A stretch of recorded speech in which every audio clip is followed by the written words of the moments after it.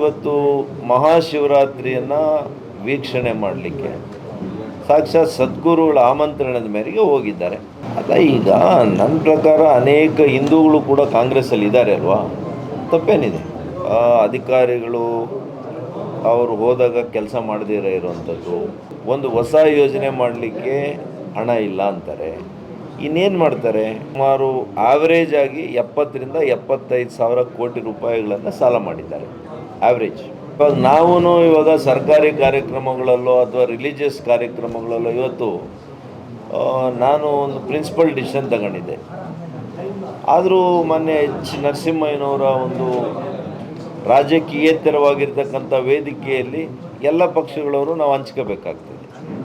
ಅದಕ್ಕೆ ವಿಶೇಷವಾಗಿರ್ತಕ್ಕಂಥ ಅರ್ಥ ಕಲ್ಪಿಸೋದ್ರಲ್ಲಿ ಏನೂ ಪ್ರಯೋಜನ ಇಲ್ಲ. ಇವತ್ತು ಮಹಾಶಿವರಾತ್ರಿಯನ್ನು ವೀಕ್ಷಣೆ ಮಾಡಲಿಕ್ಕೆ ಸಾಕ್ಷಾತ್ ಸದ್ಗುರುಗಳ ಆಮಂತ್ರಣದ ಮೇರೆಗೆ ಹೋಗಿದ್ದಾರೆ. ಅವತ್ತಿನ ದಿವಸ ಮುಖ್ಯ ಅತಿಥಿಯಾಗಿ ನಮ್ಮ ದೇಶದ ನಮ್ಮ ನಾಯಕರು, ಕೇಂದ್ರ ಗೃಹ ಸಚಿವರು ಮಾನ್ಯ ಅಮಿತ್ ಶಾ ಅವರು ಇದ್ದಾರೆ. ಇನ್ನೂ ಕೂಡ ಹಲವು ಗವರ್ನರ್ಸ್ ಇದ್ದರು, ಹಲವು ಕೇಂದ್ರ ಸಚಿವರುಗಳಿದ್ದರು. ಅದ್ಯಾವುದನ್ನು ಕೂಡ ಪಾಪ ಮಾಧ್ಯಮ ಸ್ನೇಹಿತರು ಗಮನಿಸಿಲ್ಲ ಅಂತ ಕಾಣ್ತದೆ. ಬರೀ DK ಅವರು, ಅಮಿತ್ ಶಾ ಅವರಿದ್ದರು ಅನ್ನೋದಷ್ಟೇ ಅಲ್ಲಿ ಇದಾಗಿದೆ.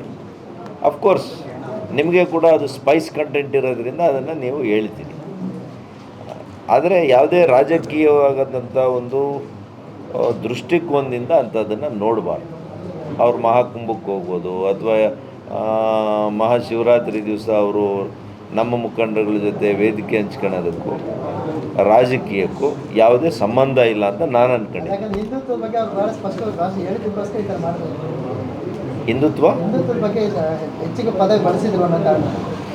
ಅಲ್ಲ, ಈಗ ನನ್ನ ಪ್ರಕಾರ ಅನೇಕ ಹಿಂದೂಗಳು ಕೂಡ ಕಾಂಗ್ರೆಸ್ಸಲ್ಲಿ ಇದ್ದಾರೆ ಅಲ್ವಾ, ತಪ್ಪೇನಿದೆ? ಸರ್, ಅಂದ್ರೆ ಈ ಸದ್ಗುರುಗಳು ಹೆಚ್ಚು RSS ಮೈಂಡ್ ಸೆಟ್ ಇಟ್ಕೊಂಡಿದ್ದಾರೆ. ಅಂತವರ ಒಂದು ವೇದಿಕೆಗಳಲ್ಲಿ ಭಾಗವಹಿಸಲಿಲ್ಲ ಅಂತ AICC ಪದಾಧಿಕಾರಿಗಳೇ ಅಪಸ್ವರ ಇತ್ತು. ಅದು ಮೊನ್ನೆ DK ಶಿವಕುಮಾರ್ ಅವರು ಮತ್ತು ಅವರ ಹೈಕಮಾಂಡ್ ಯಾರು ಅದಕ್ಕೆ ಟೀಕೆ ಮಾಡಿದ್ದಾರೆ, ಅವರಿಬ್ಬರು ಇರ್ತಕ್ಕಂಥ ವಿಷಯಗಳದು. ನಾನು ಹೆಂಗೆ ಹೇಳಿ? ನಮ್ಮೆಲ್ಲರ ಮುಂದೆ ನಮ್ಮ ಹಿರಿಯ ನಾಯಕರು, ನಮ್ಮ ಮಾಜಿ ಆಪ್ಕಾಮ್ಸ್ನ ರಾಜ್ಯ ಅಧ್ಯಕ್ಷರಾಗಿದ್ದರು, ಒಳ್ಳೆ ಕೆಲಸ ಮಾಡಿದರು, ಹಿರಿಯ ಸಹಕಾರಿ ಧುರೀಣರು. ಅವರು ನಂದಿ ಕ್ಷೇತ್ರದಿಂದ ಈಗ ತಾನೇ ಏನು ಕೋರ್ಟ್ನ ಆದೇಶದ ಮೇಲೆ ಆ 10 ಓಟುಗಳನ್ನು ಸೇರಿಸ್ಕೊಂಡಾಗ 10 ಓಟುಗಳು ಅವ್ರಿಗೆ ಬಂದಿದೆ.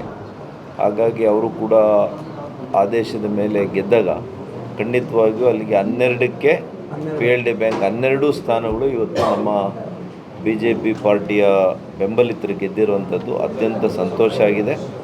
ರೈತರು ಮತ್ತೊಮ್ಮೆ ಭಾರತೀಯ ಜನತಾ ಪಕ್ಷದ ತತ್ವ ಸಿದ್ಧಾಂತ ಮತ್ತು ನಮ್ಮೆಲ್ಲರ ಮೇಲೆ ಅವರಿಗೆ ಒಂದು ವಿಶ್ವಾಸ ಇರೋದ್ರಿಂದ ಈ ಒಂದು ಫಲಿತಾಂಶ ಬಂದಿದೆ ಅಂತ ನಾನು ವ್ಯಾಖ್ಯಾನವನ್ನು ಮಾಡ್ತೀನಿ.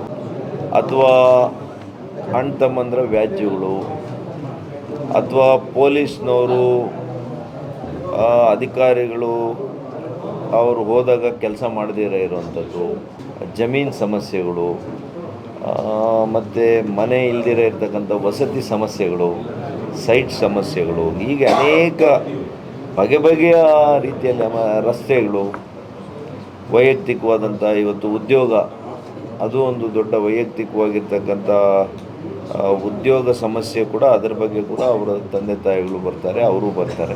ವಿದ್ಯಾರ್ಥಿಗಳು ಪದವಿಯನ್ನು ಪಡ್ಕೊಂಡಿರ್ತಕ್ಕಂಥವ್ರಿಗೆ ಉದ್ಯೋಗ ಸಿಗಬೇಕಲ್ಲ, ಆ ಉದ್ಯೋಗ ಕೊಡಿಸಿ ಅಂತ ಬರ್ತಾರೆ. ಹೀಗೆ ಅನೇಕ ರೀತಿಯಲ್ಲಿ ಎಲ್ಲ ರೀತಿಯಲ್ಲಿ ಬರ್ತಾರೆ ಮತ್ತು ಆಮಂತ್ರಣ ಮಾಡ್ತಾರೆ ಕೆಲವು ಕಾರ್ಯಕ್ರಮಗಳಿಗೆ. ಈಗ ರಾಜ್ಯ ಸರ್ಕಾರ ಮುಚ್ಚೋದ್ರಲ್ಲಿ ನನಗೇನು ಆಶ್ಚರ್ಯ ಇಲ್ಲ. ಇನ್ನೇನು ಮಾಡ್ತಾರೆ ಪಾಪ, ಅವ್ರಿಗಿರ್ತಕ್ಕಂಥ ಅಧಿಕಾರಿಗಳಿಗೆ ಹಣ ಕೊಡಲಿಕ್ಕೆ ಹಣ ಇಲ್ಲ, ಒಂದು ಹೊಸ ಯೋಜನೆ ಮಾಡಲಿಕ್ಕೆ ಹಣ ಇಲ್ಲ ಅಂತಾರೆ. ಇನ್ನೇನು ಮಾಡ್ತಾರೆ? ಸಾಲ ಮಾತ್ರ. ಈಗ ನಾನು ನೋಡ್ತಾ ಇದ್ದೀನಿ, ಈಗ ಬಡ್ಜೆಟನ್ನು ಮಂಡಿಸ್ತಾರೆ. ಕಳೆದ 2 ವರ್ಷದಲ್ಲಿ ಸುಮಾರು ಆವ್ರೇಜ್ ಆಗಿ 70ರಿಂದ 75 ಸಾವಿರ ಕೋಟಿ ರೂಪಾಯಿಗಳನ್ನು ಸಾಲ ಮಾಡಿದ್ದಾರೆ, ಆವ್ರೇಜ್. ಈ ವರ್ಷ ಎಷ್ಟು ಮಾಡ್ತಾರೆ ಅನ್ನೋದು ನೋಡಬೇಕು. ಈ ವರ್ಷ ನಾನು ಬಡ್ಜೆಟ್ನ ಏನು ಕೂಡ ನಾನಂತೂ ಅಪೇಕ್ಷೆ ಮಾಡ್ಕೊಂಡಿಲ್ಲ, ಯಾವುದೂ ಕೂಡ ನಾನು ನಿರೀಕ್ಷೆ ಕೂಡ ಇಟ್ಕೊಂಡಿಲ್ಲ.